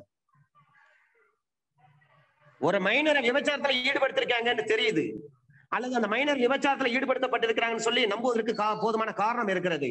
அது போன்ற மைனரை வேலைக்கு வச்சுக்கிறாங்க, சுரண்டுறாங்க, அவங்களுக்கு 5 வருஷம் குறையாம 7 ஆண்டுகள் வரை சிறை தண்டனை. இதுவும் ஒரு மேஜர், அவங்களை விபச்சாரத்துல ஈடுபடுத்திருக்காங்கன்னு தெரியுது, அல்லது விபச்சாரத்துல ஈடுபடுத்திருக்காங்கன்னு சொல்லி நம்புவதற்கு போதுமான காரணம் இருக்கிறது. அதை தெரிந்து கொண்டு அவர்களை வேலைக்கு அமர்த்துவது, அவங்களுடைய உழைப்பை சுரண்டுவது. 3 ஆண்டுகளுக்கு குறையாமல் 5 ஆண்டுகள் வரை சிறை தண்டனை. அந்த சிறை தண்டனை என்பது கடும் சிறை தண்டனை பிளஸ் ஃபைன். அண்டர் செக்ஷன் 371 வாடிக்கையாக அடிமைகளை வைத்து வணிகம் செய்வது, ஹேபிச்சுவல் டீலிங் இன் ஸ்லேவ்ஸ். எல்லாரையும் கடத்திட்டு அடிமையா வச்சுட்டு அவங்கள என்ன பண்ணுவாரு, சேல் பண்ணிடுவாரு.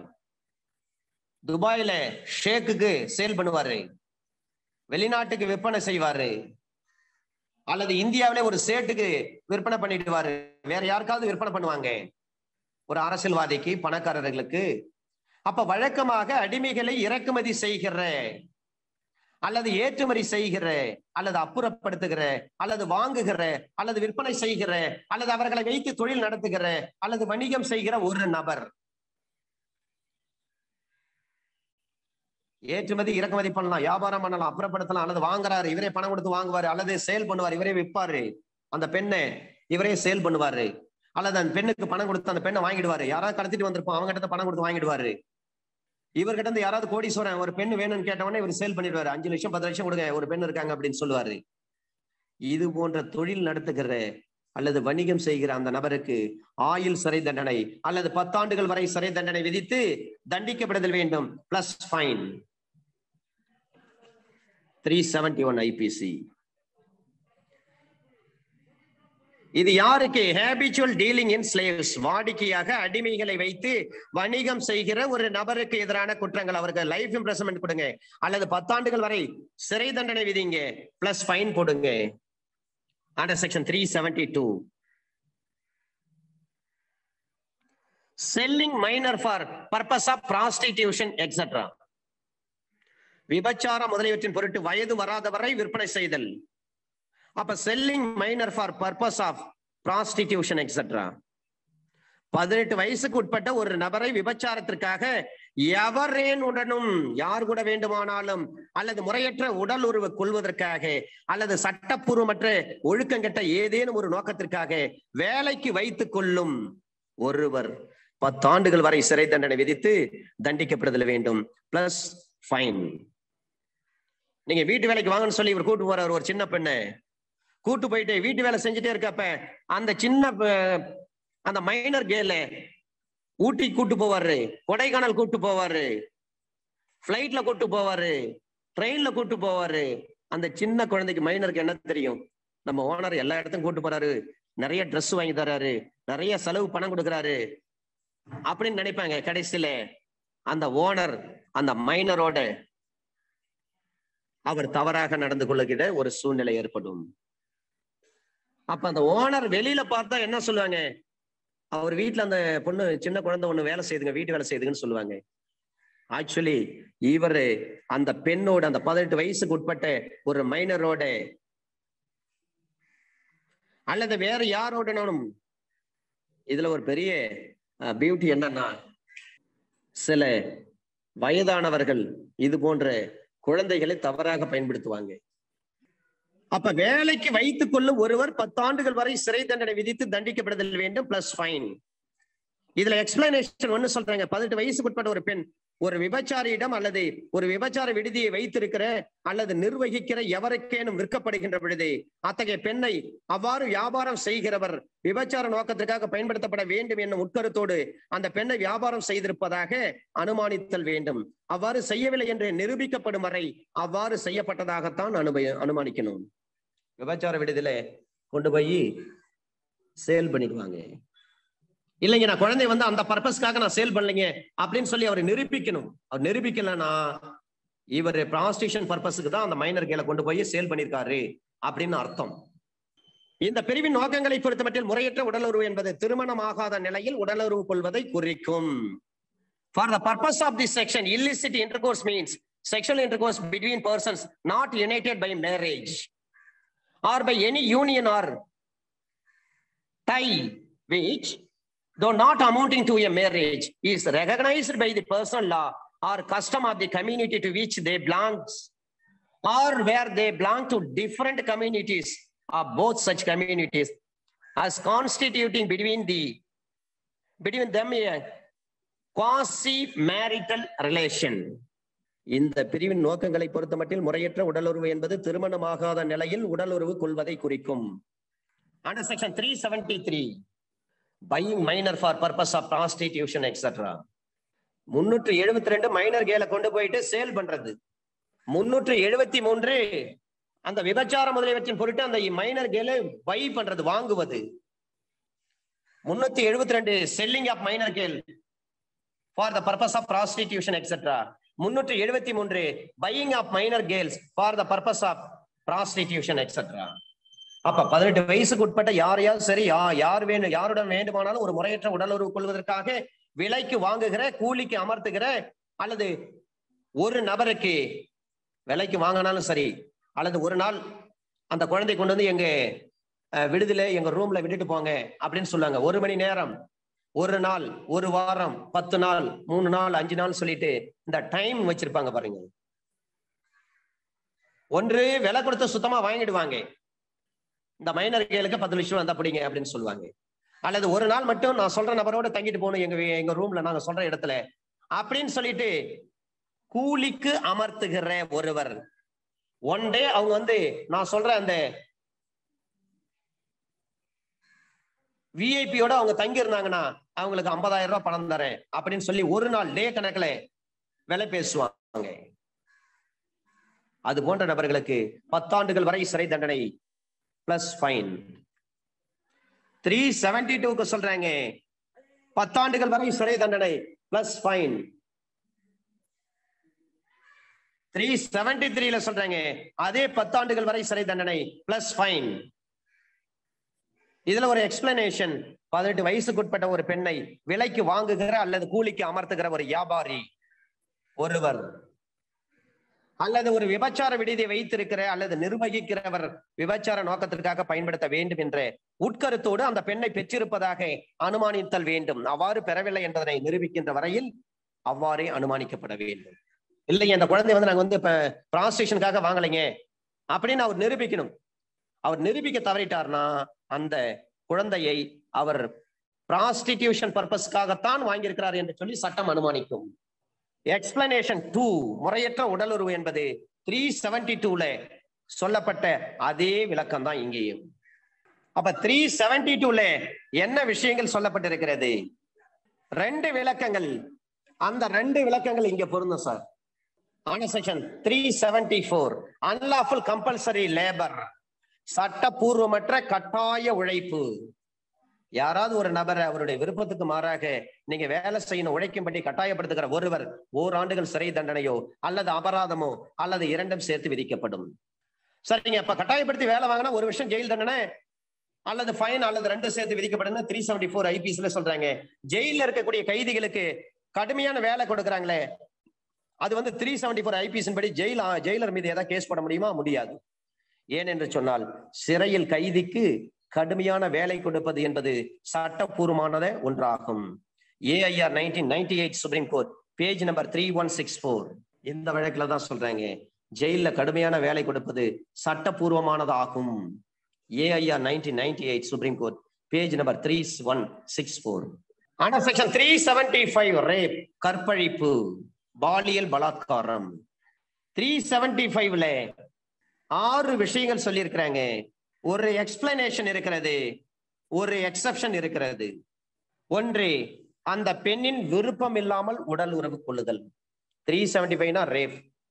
ரேப்புக்கான டிஃபைனிங் செக்ஷன் இது.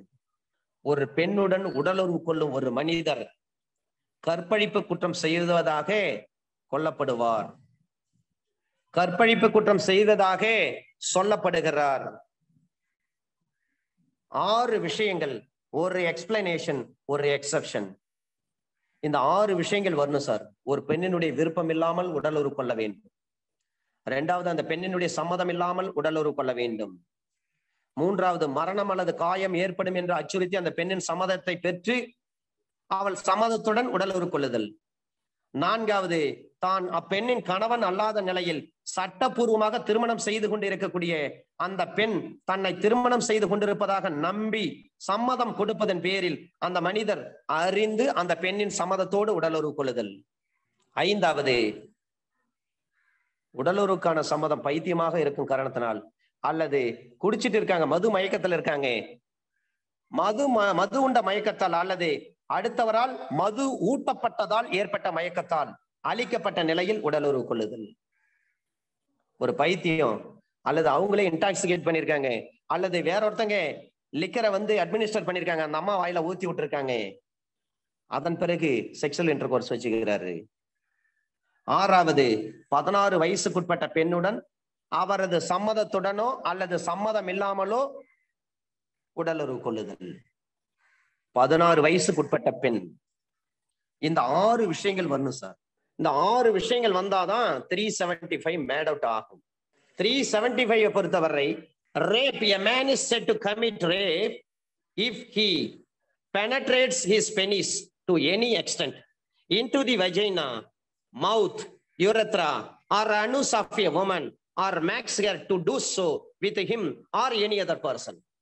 அவரோடு அல்லது வேறு ஒரு நபரோடு அவர் இது போன்ற காரியங்களை செய்திருக்க வேண்டும்.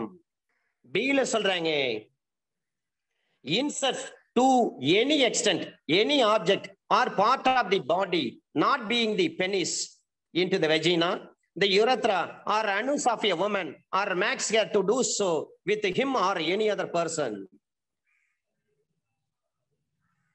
penetration இருக்கணும்னு அவசியம் கிடையாது. வேற ஏதாவது ஒரு ஆப்ஜெக்ட் கூட இன்சர்ட் பண்ணிருப்பாங்க. இந்த மாதிரி செய்யுங்கன்னு சொல்லியிருப்பாங்க அந்த பெண்ணு, அல்லது வேறு ஒருவரோடு நீங்க இவ்வாறு செயல்பட வேண்டும் என்று சொல்லியிருப்பாங்க. அதுவும் ரேப்பு தான். C-ல சொல்றாங்க, manipulates any part of the body of a woman so as to cause penetration into the vagina, urethra, anus or any part of body of such woman or makes her to do so with him or any other person. manipulates பண்ணிருக்கணும்.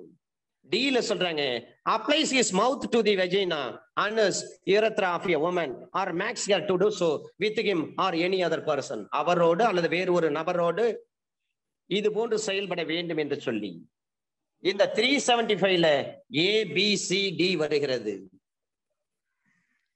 முதல்ல against her will, அவங்களுடைய விருப்பத்துக்கு மாறாக இருக்கணும்.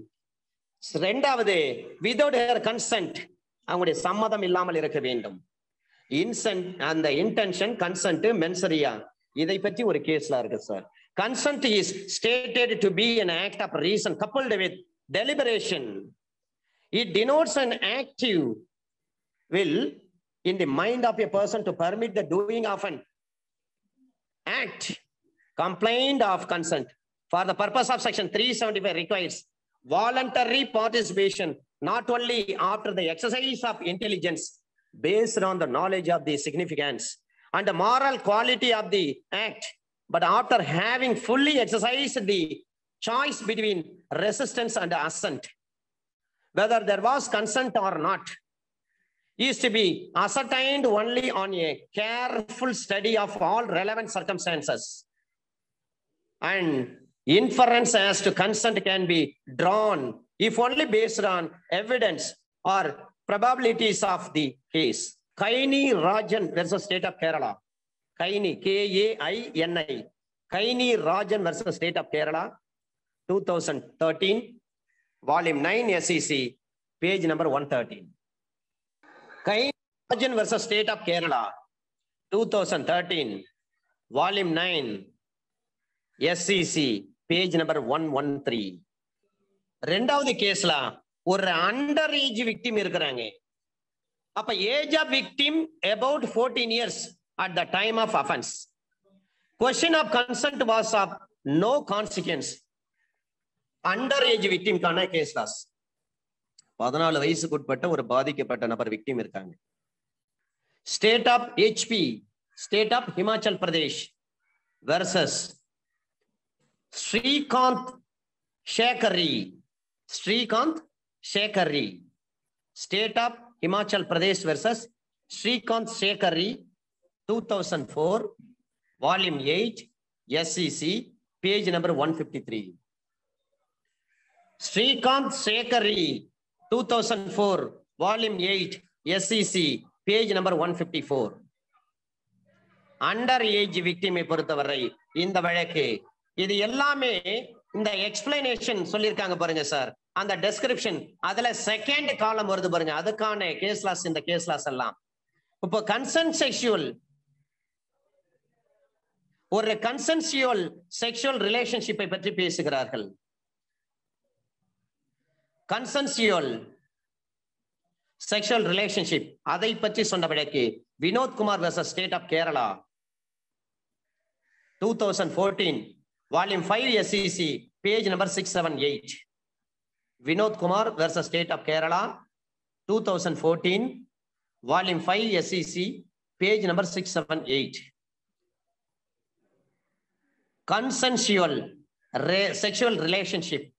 இந்த வழக்குல என்ன சொல்றாங்கன்னா, when consent of Prosecutrix was based on her own belief that she had duly married the accused, her faith permitting polygamy, and she was aware of previous marriage of appellant accused under this, and this was absence of any false promise, inducement, persuasion, or misstatement of fact or law by accused. Consequent sexual indulgence amounted to consensual sexual relationship for which accused cannot be held guilty for rape. Accused cannot be held guilty for rape.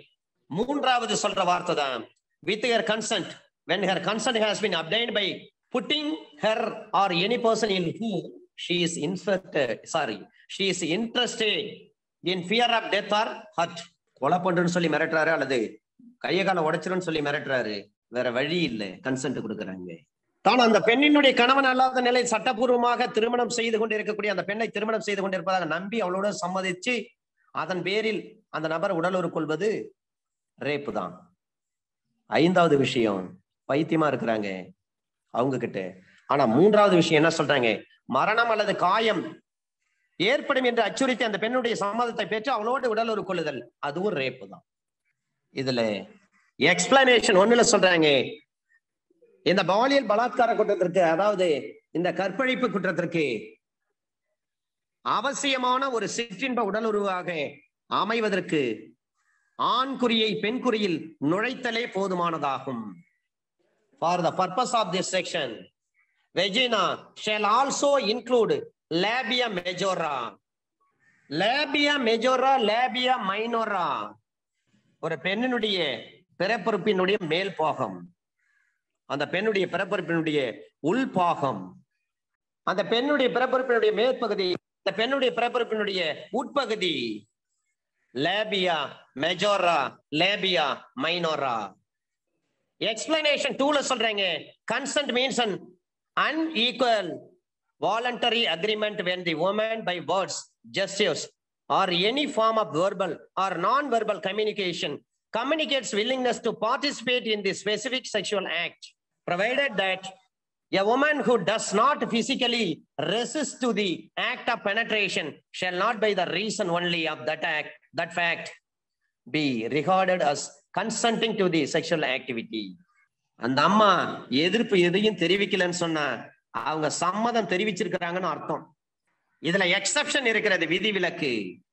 A medical procedure or intervention shall not constitute rape. நடந்து முடிந்த பாண்டிச்சேரி எக்ஸாம்ல இந்த கேள்வி கேட்டு வந்தாங்க sir. ஒரு medical ப்ரொசீஜருக்காக அல்லது இன்டர்வென்ஷனுக்காக மருத்துவ பரிசோதனை பண்றாங்க, அது ரேப் என்ற வரையறைக்குள் வராது. Exception 2, sexual intercourse or sexual acts by a man with his own wife, the wife not being under 15 years of age, is not rape. மிக முக்கியமான ஒரு எக்ஸெப்ஷன் சார். ஒரு sexual intercourse or sexual acts by a man with his own wife, தனது மனைவியோடு ஒரு sexual intercourse வச்சுக்கிறாரு, own wife, the wife not being under 15 years, அப்ப under 15 years of age is not rape. இதற்கான பெஸ்டான கேஸ்லா sir sex with minor wife. தலைப்பு போட்டுக்குங்க, நாம கோர்ட்ல ட்ரையல் நடத்துறப்போ சரி இது யூஸ்ஃபுல்லா இருக்கும். Sexual intercourse with a minor below 18 years, wife is rape. Exception 2 to section 375 IPC is arbitrary, capricious, whimsical, violative of article 14, 15 and 21. Sex with minor wife பற்றி சொன்ன வழக்கு, sexual intercourse with a minor below 18 years of wife is rape. Exception 2 to section 375 ஈதாசா பிரிவு 375 விதிவிலக்கு 2 என்பது ஒரு arbitrary ஏதேச்சதிகாரம், capricious, whimsical and violative of Article 14, Article 15 and Article 21 of the Constitution of India. However, the verdict will apply prospectively. முன்வேவு தன்மை கொண்டது இது. Prospective power, Independent Thought versus Union of India, இந்த வழக்குல தான் சொல்றாங்க. Independent Thought versus Union of India 2017 volume 10 SEC page number 800. அப்ப சிஆர்பிசில 198 subsection 6 of CRPC will apply to cases of rape of wives below 18 years. CRPC under section 198 subsection 6ல தான் இந்த விஷயத்தை சொல்றாங்க. அப்ப 198 subsection 6ஐ படிக்கின்ற பொழுது அங்கே கையாளப்பட்டிருக்கக்கூடிய வார்த்தைகளை நம்ம பார்க்க வேண்டும். ஒருவர் 18 வயதிற்கு கீழ்ப்பட்டவராக இருக்கும் பட்சத்தில் தம் சொந்த மனைவியுடன் கொண்ட உடல் உறவானது இந்திய தண்டனை சட்டம் 376 படியான குற்றத்தில் அடங்கி இருந்து அது செய்யப்பட்ட தேதியிலிருந்து ஓராண்டுக்கும் மேற்பட்ட காலம் கடந்து விட்டு இருக்குமானால் நீதிமன்றம் எதுவும் அது போன்ற குற்றத்தை விசாரணைக்கு எடுத்துக் கொள்ளுதல் கூடாது. Under section 198 subsection 6 of CRPC, அப்ப 198 subsection 6 of CRPC தெளிவா சொல்லி இருக்கிறாங்க. தான் சொந்த மனைவி 18 வயசுக்கு உட்பட்ட தனது சொந்த மனைவியோடு கணவர் உடல் உறவு கொள்றாரு. ஐபிசில 376ல சொல்லப்பட்டிருக்க குற்றத்தில் அது வருகின்ற பொழுது அது செய்யப்பட்ட தேதியிலிருந்து 1 வருஷத்துக்குள்ள நீங்க கேஸ் கொடுத்தீங்கன்னா அது செல்லும். 1 வருஷம் காலம் கடந்து நீங்க கேஸ் கொடுத்தீங்கன்னா நீதிமன்றம் அந்த வழக்கை விசாரணைக்கு எடுத்துக்கொள்ள கூடாது. இதுதான் under section 198 subsection 6. நீங்க 375 படிக்கிறீங்கன்னு சொன்னால் 198 subsection 6 of CRPC இணைத்து பார்க்க வேண்டும். section 198 subsection 6 of CRPC will apply to cases of rape of wives below 18 years and cognizance can be taken only in accordance with the provisions of section 198 subsection 6 of the CRPC. இங்க விதிவிலக்கு என்ன சொல்றாங்க? ஒருவர் தன்னுடைய மனைவியோடு அந்த மனைவி 15 வயதுக்கு உட்பட்டவராக இல்லாத பொழுது செய்து கொள்ளும் ஒரு சிற்றின்ப உடல் உறவு என்பது கற்பழிப்பே ஆகாதுன்னு சொல்லிட்டாங்க. Independent Thought versus Union of India வழக்குல தெளிவா சொல்லி இருக்கிறாங்க. Sexual intercourse with minor below 18 years wife is rape ன்னு சொல்லிட்டாங்க. exception 2 of section 375 IPC is arbitrary, capricious, whimsical and violative of article 14, 15, 21 of the Constitution of India ன்னு சொல்றாங்க. however the verdict will apply prospectively. இந்த தீர்ப்பு வந்த பிறகுதான் அது செயல்படும். அந்த தேதியிலிருந்து தான் இதுக்கு ப்ராஸ்பெக்டிவ் பவர் தான் இருக்கிறது, ரெட்ரோஸ்பெக்டிவ் பவர் கிடையாது. முன்மேவு அதிகாரம், பின்மேவு அதிகாரம். ஆக முன்மேவு அதிகாரம் இருக்கிறதா, பின்மேவு அதிகாரம் இருக்கிறதா என்று சொன்னால் ப்ராஸ்பெக்டிவ் பவர் தான் இருக்கிறது. Independent Thought versus Union of India. அப்ப சிஆர்பிசில under section 198 subsection 6 of CrPC இணைத்து பார்க்க வேண்டும்.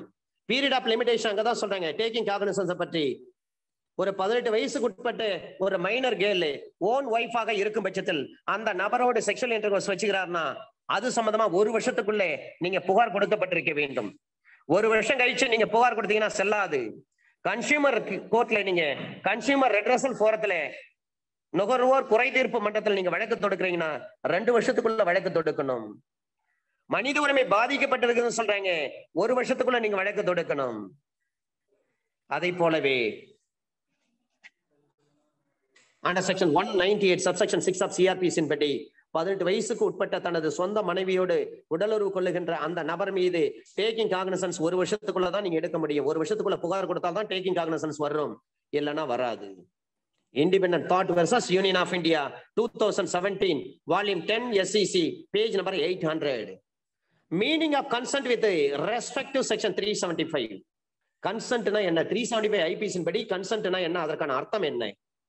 Pramod Suryaban, Pramod Suryaban, SURYABHAN, Pramod PRAMOD, Pramod Suryaban, Pawar, PAWAR, Power. Pramod Suryaban Pawar versus State of Maharashtra 2019 volume 9 SEC page number 608. Pramod Suryaban Pawar versus State of Maharashtra 2019 volume 9 SEC page number 608. இந்த வழக்கில் consent with respect to section 375 IPC involves an active understanding of circumstances, actions and consequences of proposed act. Individuals who makes a reasoned choice to act after evaluating various alternative actions or inactions, as well as various possible consequences flowing from such action or inaction, consents to such action. Where a woman does not consent to sexual acts described in main body of section 375. Offense of rape has occurred. While section 190 IPC does not define term consent. Consent based on a misconception of fact is not consent in the eye of law. Thus, in case of woman engaging in sexual relations on false promise to marriage, her consent is based on misconception of fact, and such sexuals will amount to rape. Pramod Suryaban Pawar versus State of Maharashtra, 2019, volume 9 SEC, page number 608. அப்ப இந்த 375 IBC படிக்கின்ற பொழுது ஐபிசில 19 பார்க்க வேண்டும், சிஆர்பிசில 198 subsection 6 of CrPC இணைத்து பார்க்க வேண்டும்.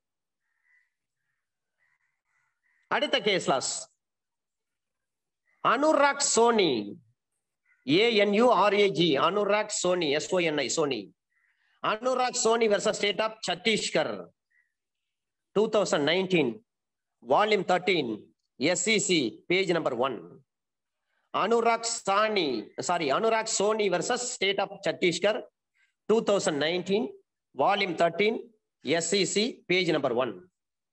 இந்த வழக்கில் சொல்றாங்க consent under misconception of fact.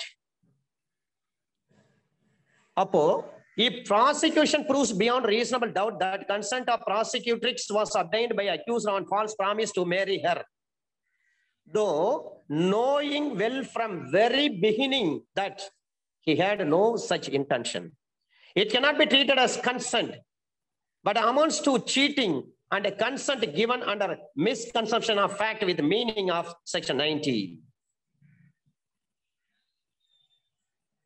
Court would presume under section 114A of Evidence Act absence of consent of prosecutrix when sexual intercourse is proved, and the victim states in her evidence before court that she did not consent. Consent ஐ படிக்கின்ற பொழுது 114A Evidence Act பார்க்க வேண்டும். Section 90 IPC, Section 114A Evidence Act, Section 198 subsection 6 of CRPC, இதையெல்லாம் 375 ஓடு இணைத்து பார்க்க வேண்டும். Rape na என்ன? Rape is extremely reprehensible and a hated crime. The fact that prosecutrix later got married is no ground for accused acquittal. Offense of rape is against entire society. It is extremely reprehensible and a hated crime which defiles and degrades victim physically as well as mentally and shakes very core of life and dignity. இதுவும் Anurag Soni versus State of Chhattisgarh இந்த வழக்குல தான் சொல்லியிருக்காங்க supreme court. நீங்க rape பண்ணிட்டு அதன் பிறகு அந்த பெண்ணுக்கு தாலி கட்டிடுவீங்க, குழந்தை இருக்குது, அதனால என்ன விடுதலை பண்றீங்கன்னு சொன்னா விடுதலை பண்ற முடியுமா? முடியாது. ஏனென்று சொன்னால் ரேப் என்பது ஒரு ஹேட்டட் கிரைம், அது ரெப்ரஹென்சிபிள். It is extremely reprehensible and a hated crime which defiles and degrades victim physically as well as mentally and shakes very core of life and dignity. Anurag Soni versus State of Chhattisgarh, 2019, volume 13, SEC, page number 1. ஒரு ரேப்புக்கு நீங்க பெனிஸ வெஜைனாவுல insert பண்ணாலே போதும் sir. அது labia மெஜோராவா இருக்கலாம், labia மைனோராவா இருக்கலாம். Semen வெளியேறி இருக்க வேண்டிய அவசியம் கிடையாது, விந்து வெளியேறி இருக்க வேண்டிய அவசியம் கிடையாது.